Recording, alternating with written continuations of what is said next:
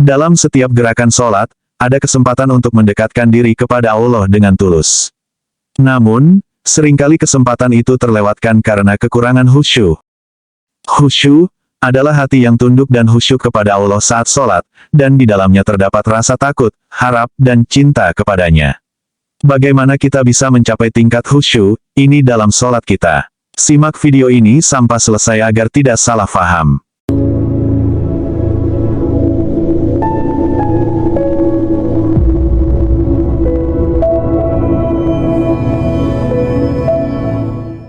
Assalamualaikum warahmatullahi wabarakatuh. Syukur alhamdulillah, kita bisa berjumpa lagi di channel ini.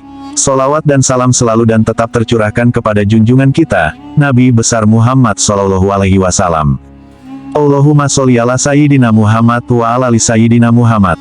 Harapan dan doa saya, semoga saudaraku semuanya yang sudah subscribe dan menonton video ini, selalu diberikan kesehatan, dilapangkan rezekinya, diampuni dosa-dosanya, dan dipanjangkan umurnya.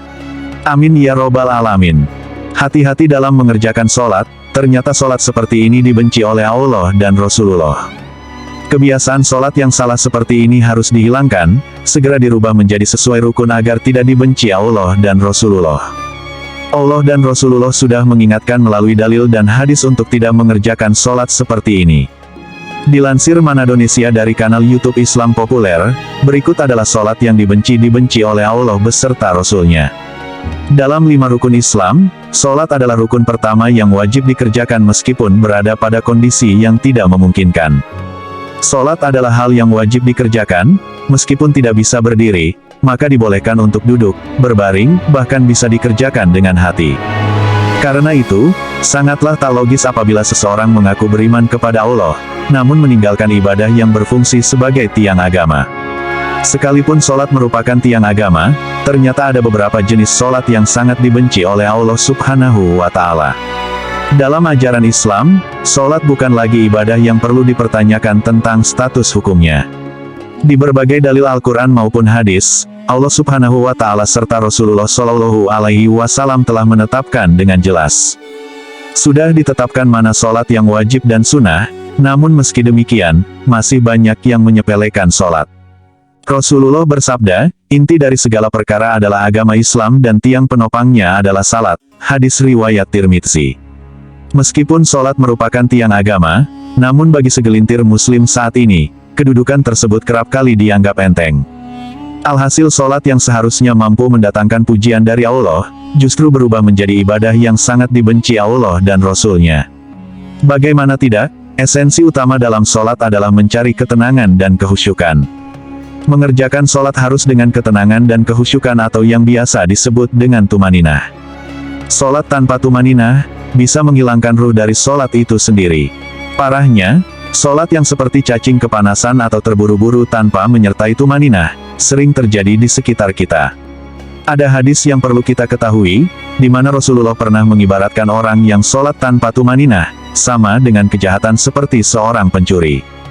Rasulullah bersabda, sejahat-jahat pencuri adalah orang yang mencuri dari salatnya.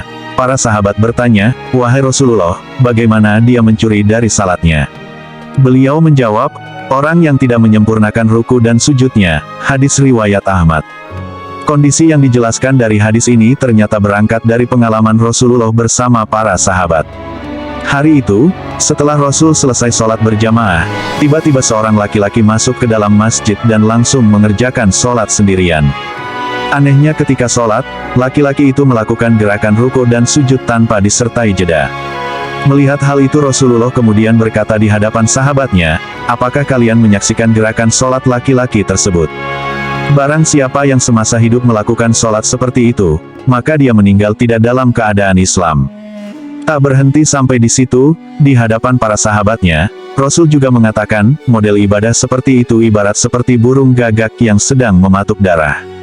Atau seperti orang lapar yang hanya makan sebutir atau 2 butir biji kurma tanpa pernah merasakan kekenyangan.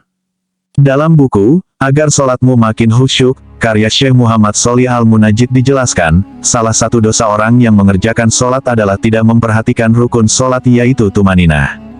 Memang tidak ada yang bisa menyangkal tentang perkara diterima atau tidaknya suatu amalan hanyalah ketentuan Allah Subhanahu wa Ta'ala. Tetapi sebagai umat muslim, kita juga harus mengetahui bahwa ibadah-ibadah yang telah ditetapkan rukunnya, tak bisa diubah atau dilanggar. Itulah sholat yang dibenci Allah dan Rasulullah, kita harus lebih berhati-hati memperhatikan rukunnya. Demikian yang bisa saya bagikan, semoga bermanfaat untuk kita semua. Amin ya robbal alamin. Wassalamualaikum warahmatullahi wabarakatuh.